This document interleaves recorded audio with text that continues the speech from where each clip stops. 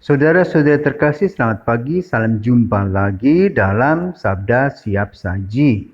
Senin 7 Desember 2020, peringatan Santo Ambrosius, Uskup dan Pujangga Gereja. Marilah kita berdoa. Karena Bapa dan Putra dan Roh Kudus. Amin. Bapa penuh kasih, selamat pagi. Hari ini kami memperingati Santo Ambrosius. Kami bersyukur kepadamu bahwa mereka bersama dengan Santo Agustinus Hippo, Hieronymus, dan Gregorius Agung merupakan 4 doktor yang diandalkan oleh Gereja Barat pada abad keempat. Yang satu melawan Arianisme. Itu Ambrosius yang dengan gigih melaksanakan tugasnya. Ia berasal dari kalangan pejabat Romawi, karena sang ayah adalah gubernur Romawi, sementara ibunya adalah seorang yang saleh. Ambrosius kau beri kekuatan, sehingga ia dipilih menjadi uskup Milan yang terkenal. Maka pada hari ini kami peringati Santo Ambrosius yang setia, yang taat, yang penuh dengan dedikasi. Maka berkatilah kami semua, agar kami boleh mencontohnya melalui hidup kami kini dan sepanjang masa. Amin. Tuhan bersamamu dan bersama rohmu. Inilah Injil Yesus Kristus menurut Lukas. Dimuliakanlah Tuhan. Pada suatu hari ketika Yesus sedang mengajar, ada beberapa orang Farisi dan ahli Taurat duduk mendengarkannya. Mereka datang dari semua desa di Galilea dan Yudea dan dari Yerusalem. Kuasa Tuhan menyertai Yesus sehingga ia dapat menyembuhkan orang sakit. Maka datanglah beberapa orang mengusung seorang lumpuh di atas tempat tidur. Mereka berusaha membawa dia masuk dan meletakkannya di hadapan Yesus. Tetapi karena banyaknya orang di situ, mereka tidak dapat membawa masuk. Maka mereka naik dan membongkar atap itu. Kemudian mereka menurunkan si lumpuh ke tengah-tengah orang banyak tepat di depan Yesus. Ketika Yesus melihat iman mereka, berkatalah ia, "Hai saudara, dosamu sudah diampuni." Tetapi ahli-ahli Taurat dan orang Farisi berpikir dalam hati, "Siapakah orang yang menghujat Allah ini? Siapa dapat mengampuni dosa selain Allah sendiri?" Akan tetapi Yesus mengetahui pikiran mereka, lalu ia berkata kepada mereka, "Apa yang kalian pikirkan dalam hati? Manakah lebih mudah mengatakan dosamu sudah diampuni, atau mengatakan bangunlah dan berjalanlah? Tetapi supaya kalian tahu bahwa di dunia ini Anak Manusia berkuasa mengampuni dosa." Lalu Yesus berkata kepada si lumpuh, "Aku berkata kepadamu, bangunlah, angkatlah tempat tidurmu dan pulanglah ke rumah." Seketika itu bangunlah orang itu di depan mereka, lalu mengangkat tempat tidurnya dan pulang ke rumahnya sambil memuliakan Allah. Semua orang takjub lalu memuliakan Allah. Mereka amat takut dan berkata, "Hari ini telah menyaksikan hal-hal yang sangat menakjubkan." Demikianlah Injil Tuhan, terpujilah Kristus.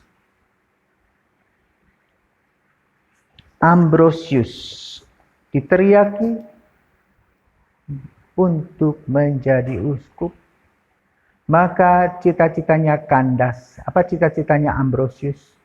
Ingin melanjutkan tugas sang ayah menjadi gubernur.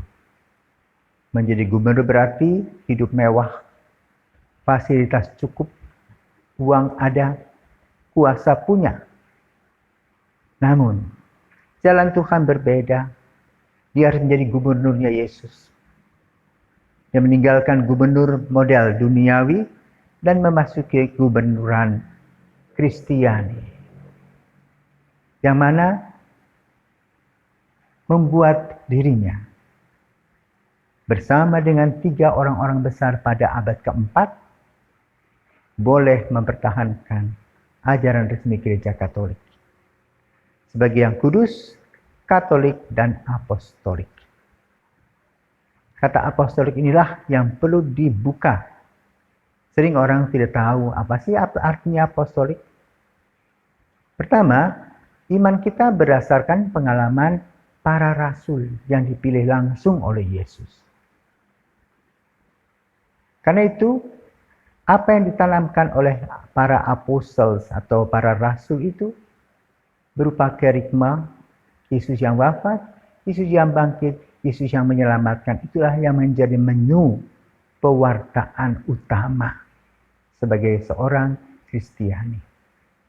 Ambrosius tahu bahwa apa yang harus dilakukan sebagai seorang Katolik, melakukannya ketika ia menjadi seorang awam, mempelajari banyak karena dia belajar dari ibunda.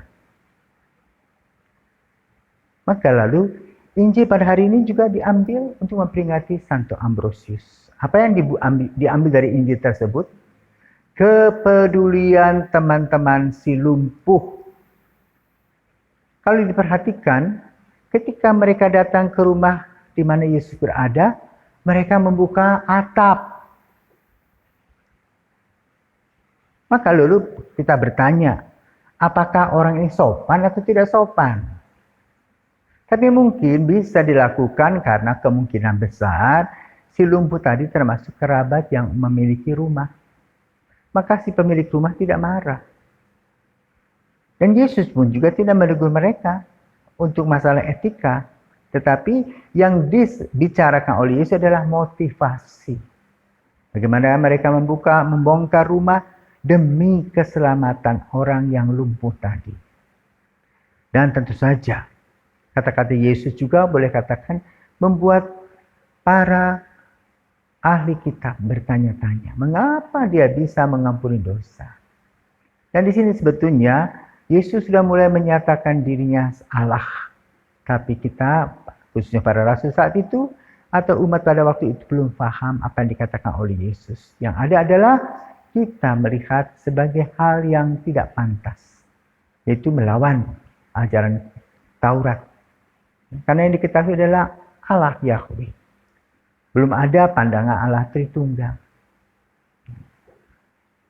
Maka lalu Ambrosius yang sudah menjadi calon gubernur tadi, kemudian menjadi uskup dan berjuang untuk gereja.